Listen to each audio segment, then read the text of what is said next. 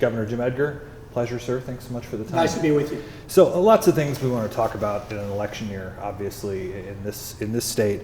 Considering the tribalization and polarization of our politics today, where are we in your mind? Well, I think politics, not just in Illinois, but throughout the nation, are way too polarized. We have kind of let the fringes take control of both parties to some extent, maybe more in the Republican than Democrat, but Democrats have a similar problem brewing. And it's kind of a culture war. It's not so much on issues that we used to fight about, like the budget, taxes, things like that. It's more about things that, for the most part, I used to think government really didn't have any business in. And that has left a situation where people, if you're on the other side, people develop a hatred almost, which is unfortunate.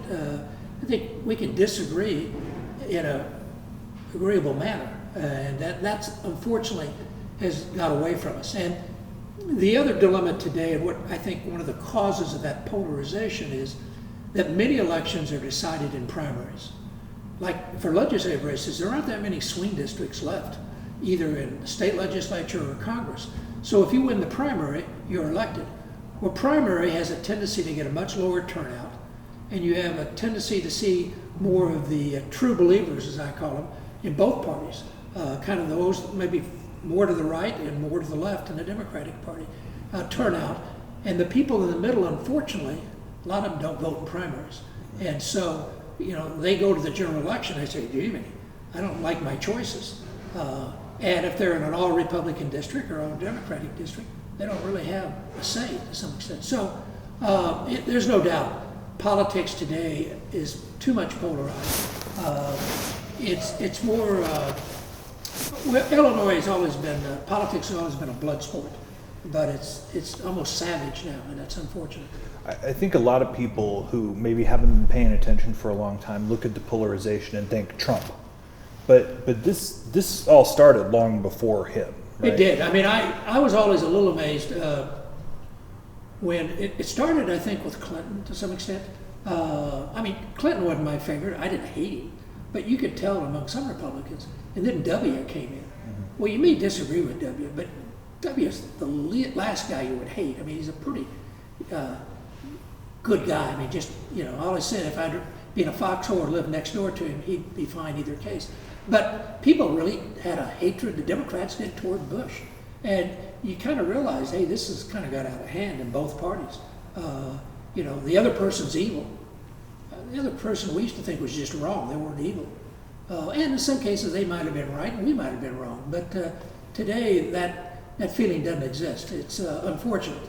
It's not like you didn't have your moments of tension and disagreement and fights in your time. I mean, the Hardigan race was a knockdown, drag out. The Netsch race wasn't particularly super friendly. What makes this moment different? Well, it wasn't only those races, it was governing too. Mm-hmm. I mean, most of the time I had a Democratic controlled legislature. And, they weren't real happy when I first got in because that was redistricting year and they knew that I was going to veto their redistricting bill. So they were really mad about that. But even though we would disagree, we would fight, at the end of the day, we knew we had to compromise because we had to get things done. Chicago legislators, Democrats from Chicago, they knew they had to take home things to Chicago. The rest of the state, we knew we needed to get things for the state. So at the end of the day, we knew we had to compromise. Now, as governor, Chicago was part of my district, so I wasn't opposed to giving things to Chicago. I did try to suggest they shouldn't take it all, and downstate needed to be remembered. But we had a responsibility to deal with both concerns, and I think we did at the end of the day. Now, there were many weeks I would go with Speaker Madigan, we go round and round. I mean, it could be extremely frustrating dealing with him. But at the end of the day, he knew he had to get some things done. I knew I needed some things done, and we could usually come to some accommodation. Now, the first session, we went into overtime, which up to that point had never happened much at all. And but I think after I kind of withstood his pressure, that he knew in the end he needed to negotiate with me. And for the rest of the time I was governor, for the most part, we got things done at the end of session. unfortunately, now today in Illinois, you've got a Democratic-controlled legislature, you've got a Democratic governor, so you don't quite have that polarization as far as getting things done as you did when Rauner was governor. Of course, Rauner, he kind of marched his own drummer. I mean, he just, I never understood how he could think I could be governor and I don't need a budget. I mean, but today, unfortunately, not just in election time, but after the election, when we need to kind of put those things aside and get things done. I mean, you can see that in Washington, D.C. You can't get anything done if you need both parties, hardly at all. You're the definition of a moderate, fiscally conservative, socially pro-choice, along those lines. What a lot of super conservatives these days would call a rhino. Yeah. Is there room for you in the Republican Party anymore?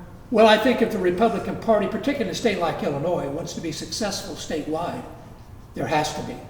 There aren't enough conservative Republicans or far-right Republicans to win a statewide election of any importance. Now, you can win downstate, and that's one of the changes since when I was running. Downstate has become now 10 to 15% automatic Republican. Back when I was running, it was swing. How downstate went usually is how the election turned out. Suburbs would be very Republican, Chicago would be very Democrat. Today, that's all changed. Suburbs are about as Democrat as they are Republican. And downstate is very Republican, city's still very Democrat. So the suburbs are really the key in statewide elections. And if the Republican Party is too far to the right, I think they're going to have a hard time getting the necessary votes out of the suburbs to be successful in a statewide election. When you see the Republican brand and the way that it's been hurt in places like the suburbs, you know, DuPage County used to be the #1 spot for Republicans in the Midwest, essentially. You look at that, you look at the standing in Kane County and Lake County and Will County. Is the Republican Party too far gone to be relevant with those voters? Oh, I don't think so. I think there is a little bit of a misconception that we are real Democratic in Illinois. Put aside the Trump elections, and the General Assembly is very Democrat, but that's because the Democrats control redistricting. And it's much more Democrat than it should be if you look at where voters are. It's no doubt Illinois is more Democrat than Republican, and it's shifted more since I was governor. But it's not as far as it would appear looking at the makeup of the General Assembly or looking at presidential election results, particularly with Trump. Trump had a hard time, very hard time, being able to connect with moderate Republicans like me. And there are many moderate Republicans in the suburbs, particularly women voters. Republicans have always had a trouble with women voters. Fortunately, I didn't. That was one of my strengths. But that has cost Republicans elections in this state. And if the party is still perceived as too far to the right, it's going to have real difficulties, I think, winning many of those suburban women.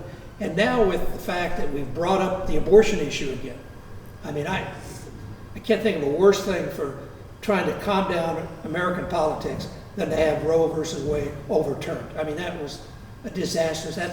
That's like as bad as Putin invading Ukraine. So those are both issues I thought were behind us, you know. And unfortunately, at the state level, that I think for the Republicans in Illinois, particularly, but a lot of other states, is going to be very detrimental to them, because I think that will take a lot of suburban women, or women who think like the majority of suburban women, and they're going to say, I'm not voting for a Republican. They might agree with them on fiscal issues. They might agree with them on some other social issues even, but that I think went too far. And the Republicans are now in a lot of states, you know, ratifying Roe versus Wade at the state level. And I think that's a danger in Illinois if you had a Republican legislature and a Republican governor. If that's the issue you care about, and I think a lot of women do, then that would drive you to vote against a Republican. So that issue has hurt. If we didn't have that issue, I think if we didn't have the kind of the Trump appearance for the party, I think we'd be viable in Illinois. I think if we had a moderate Republican candidate for governor, I think it'd be very viable in this election. Can a moderate win a primary? Well, that's not since Mark Kirk. Yeah, it's tough. You can if you have one or two of them in there. You're going to have one. I mean, this primary, I have to admit, I was a little surprised that Griffin and the money that he had went to the mayor of Aurora. I mean, I like the mayor of Aurora. I know him. I thought he was a Democrat. But I think he always thought that might be a tough sell in a Republican primary. I think there were other people. I think if they had gone with somebody like Kirk Dillard, I think he could have won the primary and he'd win the general election and have a real good chance even of beating Pritzker. And I think Pritzker is going to be difficult. I mean, Pritzker's done I think, a pretty decent job as governor. I don't agree with everything, but he's done what a governor's supposed to do. I think that helps him going into this election. You also he has more money than God. I mean, one of the things that, unfortunately, in politics, you got to worry about raising money. And he didn't have to worry about that. Sure doesn't. Plus, there's a lot of other people who want his money. They're going to support him. And he can kind of help the Democratic Party. I mean, down the ticket is something that I think that Bailey's going to have a real difficult time winning this election. I mean, I think it definitely is a long shot. The fear I have more is the impact it could have down the ticket for the party. And we've got to pick up some statewide offices sometime to have a hope at the future. And we need to win county offices. And the suburbs particularly swing how the top of the ticket goes more than any other part of the state. And so if Bailey doesn't do well in the suburbs, if he gets beat pretty bad in the suburbs, that's going to have an impact down the ballot. And I think there's a lot of good Republicans who have great potential that could affect. The county board chairman race in DuPage County. Mm-hmm. Hart, I think, he's got a great future if he wins that. He's young, he's bright, he's a moderate, but he could get caught up if the top of the ticket goes Democrat heavily. So that's a concern in this election that has an impact not only on this election, but on long term, particularly the viability of the Republican Party. But I wouldn't give up on the Republican Party at this point. I think they're going to have a tough time in this election. But if we can get some people on the farm team and have them prepared to move up, I think we got a shot. I think we have a chance if the top doesn't destroy the opportunity. I think Secretary of State. I think Dan Brady has a shot at winning Secretary of State unless we really get wiped out at the top. And if we can pick up the Secretary of State in this statewide election, that gives us somewhat of a platform, if nothing else on organization, because you can't go fire the Democrats. I was the first Secretary of State that had to keep my Democrats. I co-opted them, and a lot of them became Edgar Democrats. And Brady can do the same, but he'll have vacancies. He'll be able to, put some people in there that are going to feel very loyal to him and to the Republicans. So that's an important race, I think, in this election, because I think it's winnable. The others will be tougher. Obviously, Pritzker is far more liberal than on social voters, issues. On social issues, he is. Is what makes him so controversial? I've been surprised with that, actually. I mean, he seems like I know him. I served on a corporate board for a few years with him, and I found him being very personal. I mean, I was a little leery.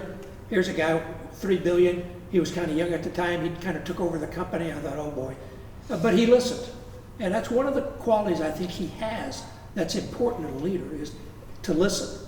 Now, you may listen and not do anything you hear, but at least he listens. So, no, I think he is. I've been surprised at how his numbers aren't better than they are now. Polarization. He's a Democrat, so a lot of Republicans just automatically don't like him. There's no doubt going through COVID was very difficult. A lot of people didn't understand, didn't accept that they had to change their lifestyle. They had to wear a mask, things like that. I mean, we all got tired of masks. I hate them. I never can see out of my glasses when I have my mask on. But I also know going through a natural disaster with the Great Flood, you've got to act quick. Now, we'd never been through that before. There are some decisions he made. Maybe in hindsight, he might have done it a little different. But you don't have the luxury of that when you're dealing with a natural disaster, especially on the scale of COVID. I mean, that was the worst thing I have ever seen. Have you thought about how you would have handled that You differently? know, I don't know if I'd have done it different. I'd have listened to the experts because I wouldn't claim to be an expert. I would have probably, if anything, and he might have, and I think, some governors did, overreact because I'd rather be safe than sorry. I mean, is it that bad to tell people you got to wear a mask as opposed to they die? I mean, that to me is an easy sell. And, closing the schools. I read a book before this all happened on the 1919 pandemic. And, one of the things I thought was kind of interesting, in New York, they didn't close the schools down. And they had less problems there than they did in some cities where they did.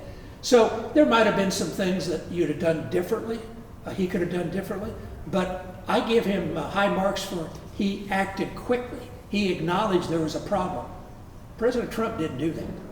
And that, as a former governor who had gone through a natural disaster, to have a president basically question everything the governors did and not really backing them up, to me that was very unfortunate. When I had to deal with the Great Flood in '93, which is the greatest natural disaster Illinois ever faced, we had to move quick, we had to do things. And we needed to have backup from the federal government. We needed supplies, we needed money. We didn't need them to second guess us, we called them, hey, send us some, mobile homes, send us some water, send us whatever we needed. They did it. I mean, I have to give Clinton high marks for how he dealt with the states in that emergency. And I was really appalled with Trump's lack of support for governors, and then even publicly criticize him, and in the case of Michigan, just undermining the governor. I mean, again, you may have done it different if you'd have been governor, and you might have had a private conversation with him, but to publicly lambaste him and undercut their ability to get their constituents to go along and do what needed to be done, I thought maybe it was one of the worst things Trump did, and I've got a pretty long list on things I thought he did wrong as president. But again, going back to Pritzker, again, I thought he handled, but I think there were already some issues people didn't like him about, but that undoubtedly, expanded that negative feeling toward him, particularly downstate. But I give part of that to polarization, and I think they do view him. He is somebody from Chicago. I mean, he definitely has a different life than most of us downstate have. But I think he spent time downstate. He has, I think, appears to try to listen and respond to problems. I haven't seen that he's pulled any, like if there's a disaster in a Republican area, he hasn't moved just as quick there as he had in a Democratic area. So, I've been surprised that he's not stronger in the polls, though I do think that Bailey was probably the weakest candidate we could run in the general election in Illinois. He might run well in Mississippi, but and he'll run well in downstate Illinois, he'll run well. But I don't think that's going to be enough to offset what will happen in Chicago, and then also what very well could happen in the suburbs. Well, that leads me to Darren Bailey. Is there any scenario in which you see him winning? It's possible. I mean, let's say the crime thing just completely got out of hand. And we had all kinds of riots and things like that. Possible. I think that's the best issue the Republicans have in the state and nationwide is the issue of crime. And, Democrats are at times, I think they might have gone too far. Here at the state level, there was, I think, some reasonable concerns from public officials, state's attorneys, sheriffs, that, I don't know how much input they really had. I mean, I have the Edgar Fellows, and I've had people on both sides come and argue about that, and we've had the sponsor of the bill was a member of the Edgar Fellow the year after that happened. And, they feel like they listened, but the other side argued they didn't. But that'll happen. You have a major policy change. You're going to make some mistakes. And the key is, if you make the mistakes, quickly change them. Now, there's no doubt there's a lot of misinformation on the bill that passed about what it's going to do. I mean, it's not going to let criminals out of jail, but, didn't make bond or whatever. I mean, that's absurd. I mean, it's certain if you got a traffic ticket, and I'm sympathetic to that. It's expensive to keep people in jail, especially if they're not a threat to society. But that's the one issue I think that they could pick up on. The economy, not that we have that much control at the state level, and I'm not sure how much sometimes the president and Congress has control over the economy. The Federal Reserve has more control than anybody, and it's obvious the Federal Reserve is not following the dictates of the president. But that could have an impact. The abortion issue will offset that for the Democrats and the Republican relationship. But those are all, we still have, 6 weeks to go? 7 yesterday. 7 weeks before the election. That's eternity. I mean, Biden, who can misspeak, he could say something really off the wall that could really hurt the Democrats. Trump could do something off the wall, which is not surprising. But he could do something that could really, stir up and get the Democrats really worked up. This election, more than the presidential election, is going to be determined by turnout, because less people vote in an off-year election, and whoever can get their voters to the polls will do well. Republicans have done a pretty good job, particularly the Trump people have done a good job over the last 2 elections of getting their people to the polls. One of the key there was the abortion issue. They were losing on that issue. And when you lose, people are much more upset than when they win. Well, they won in the Supreme Court. And while they may still want to see actions at state levels, they may not be as motivated as the Democrats are going to be now. And people who think like them on that issue, based off what happened in Kansas, that is an issue that I think has traction, and I think could be a motivator to get more Democrats out, or more Democratic voting people out. Maybe moderate Republicans who have said, I've had it with the Republicans, I'm going to vote for a Democrat. Because like in Illinois, they might say, hey, I don't want to take a chance on the Republicans getting control of the legislature and the governorship in Illinois. Then they impose restrictions on women's right to choose. That could have an impact. And that's why Pritzker doesn't stop talking about it. Yeah. It motivates liberal voters. Yeah. Well, it's not only liberals. I think that Kansas is not considered a huge liberal state. But they do have a Democratic governor. I mean, it's not Barely, like it's... But that was a Democratic governor who ran against a questionable That's Republican. Fair. And no, I think that has traction with moderate women. I mean, again, that's not and that's an issue we all thought was resolved pretty much. And I think women felt pretty secure, particularly young women. Will this issue, particularly with young women, change that? And again, based off what happened in Kansas, you got to think maybe it might have an impact. Darren Bailey is what Darren Bailey's going to be, Yeah. and that's super conservative. And I give Darren Bailey this. Darren Bailey is who he is. I mean, I will say that he doesn't seem like he tries to hide his feelings, and I've only talked to him briefly once, and he seemed like a very personable individual. I just think many of the policies he believes in, I don't think the majority of the Illinoisans believe in. If you were advising him, if he called you up and said, Governor, how do I win this race? What do you tell him? I'd talk about crime, and I'd stop talking about the social issues. And I would definitely, and I think he kind of did that, said Biden did win. I mean, that's a crazy issue to get tied down in. I mean, it's obvious he won. I mean, you know that some of the true believers in Trumps don't like it, but they're going to have to let you at least be rational on that issue when you're trying to convince people to vote for you, particularly for governor. This is not a U.S. Senate race. There's 100 U.S. senators. They go out and talk about it. A governor actually does something. A governor has control. A governor in Illinois has huge powers. I mean, you want a sensible person in that job. You can go with a kind of a flamboyant, person that's kind of fun to watch and you like his comments. That's fine in the legislature. It's not in the executive branch. You want a solid person who's going to make sure that things that have to get done get done. I want to look to the future, but I also want to look back really quickly to where we are today and the things that led us to where we are. I was there the day in 2005 when you said you weren't going to run for governor again. People have lobbied you to. It essentially ended your political career. Since then, you had the Blagojevich disaster, the Quinn incompetence, the Rauner nightmare. Do you regret not getting back in then? Oh, there's many days I've regretted in that election. I didn't run against Blagojevich. I mean, first of all, I thought he was going to get indicted before the election.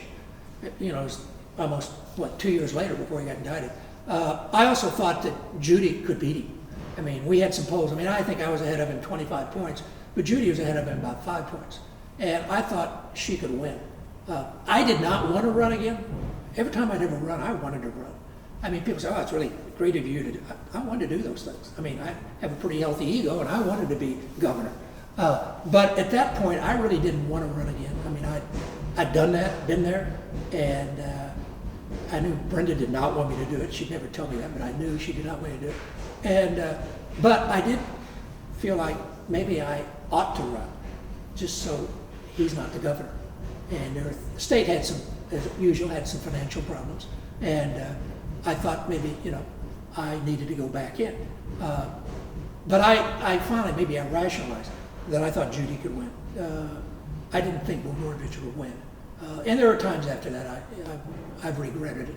But for me personally, it was a good thing I didn't. I mean, health-wise, financial-wise, and everything else, it was better that I didn't do that.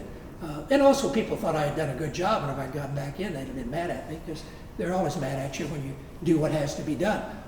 It takes time sometimes for them to build up. You were good. But, I have to admit, that's the one political decision that I had second thoughts.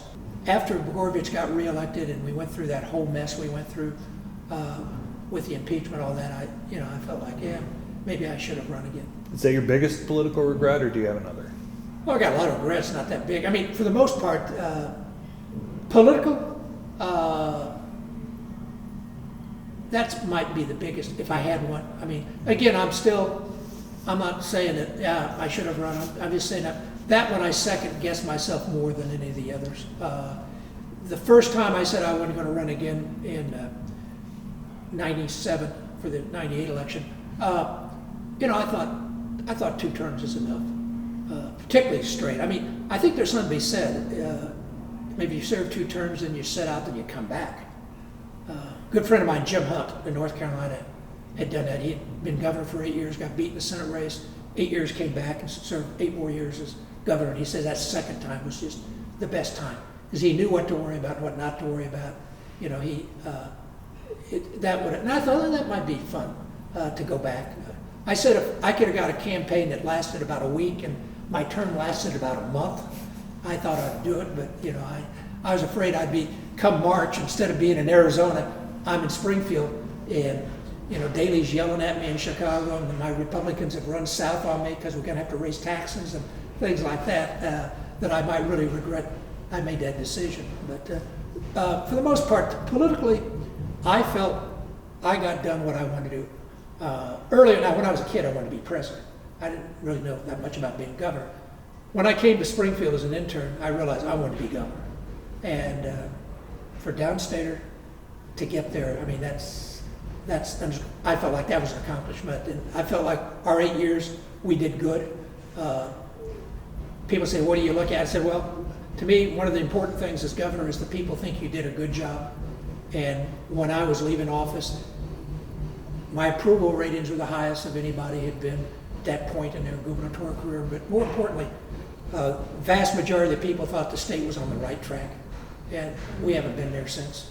So, I felt good about that. So in a way, I didn't need to go back. I'd done well, I thought, done as good as I could do, and I was pleased.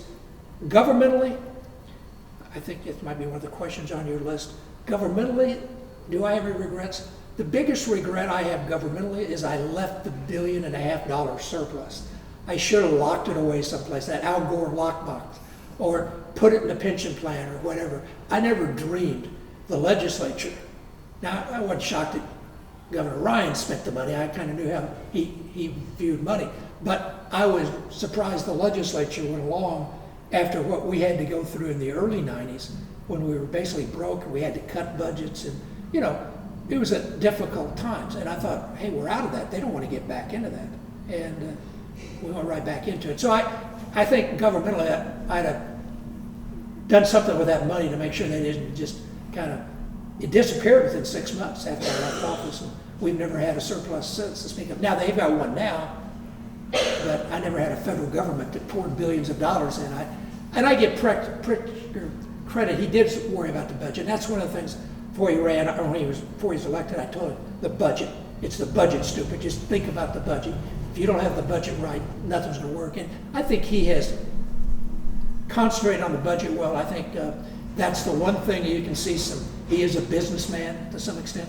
He's not just a liberal Democrat. And I think, you know what, you had to raise taxes. There's a need. And but he did get a big help from the federal government this last 2 years. I mean, I never dreamed that the federal government would come through with that kind of money. So your Edgar Fellows program turned 10 this year. We're more polarized than ever before. There's a gigantic level of mistrust in public officials. You've had a lot of legislators come through that program. Is it working, and what's next? Well, I think it's had an impact. No, I mean, we said this isn't going to change overnight. I think in Illinois, let me just say this thing about Illinois versus nationally. I don't think we're as polarized in Illinois in government and politics as they are nationally. This time, for the first time, the far right got control of the gubernatorial nomination. And that's kind of made us look like the party's all to the right. I don't think it's that far to the right.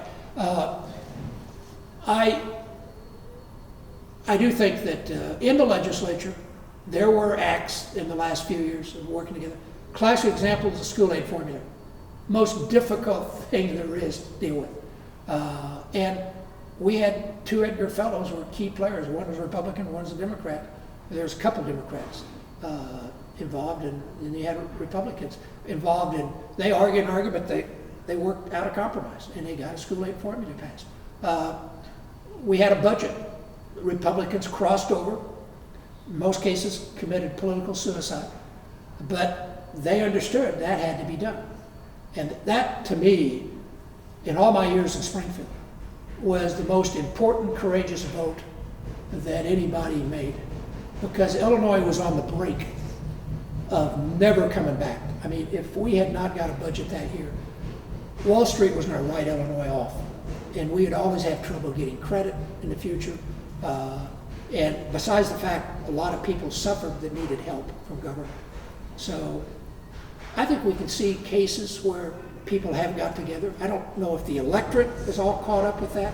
I think elected officials understand that. I think the new speaker, who's an Edgar Fellow, has been a little more willing to work with Republicans. I mean, Madigan, you had to, give your firstborn to get anything from him sometimes. And he was a friend of mine, but he was tough to deal with. I have a story I tell that there's a Republican legislator I have a lot of respect for. He told me the first year that the new speaker was in, he had right at the end of the session, he had an emergency in his district that needed special legislation. He's a Republican. They're going to have to bend rules and everything to get this passed. And he said he never would have called Madigan, never been in Madigan's office. But he thought, well, Speaker said, I'm speaker for everybody. He says, and he knew him. He said he was a personal guy. So he called him. He said, come to my office. Came to his office. He explained the problem. He said, I'll help you. I'd like to co-sponsor the bill with you. And they got it passed. And that problem in that Republican's district was taken care of by a Democratic speaker who understood, he wanted to reach out and, and he's new, so he knew he needed to do those kind of things to build some rapport. But I do think those things are occurring in the legislature more than people realize.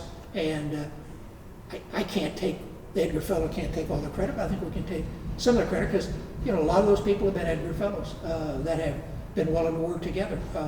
I've had some tell me that, like a House Democrat say, I now know a Senate Republican I can go talk to.